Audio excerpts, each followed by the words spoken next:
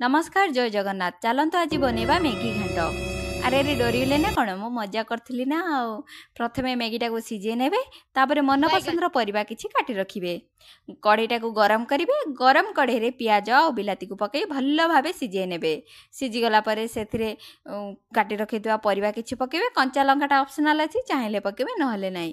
भल भाव गोलाई सारा पर सस्ता दाम आनी महंगा सॉस किछि पकेबे जेमिति कि टेस्ट टिके चाइनीज भलिया आसीबो।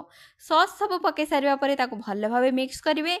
मिक्स हो गला ये आम कि गुंड मसला पकेबा जेमिति कि लंका गुंड हलदी गुंड जीरा गुंड धनिया गुंड गरम मसला सबकि पकेबे। ताको भल भाव गोलाई सारा पर आम ये 2टा पैकेट मैगी मसला को पकाचे ना तरकारी स्वाद आसीजे।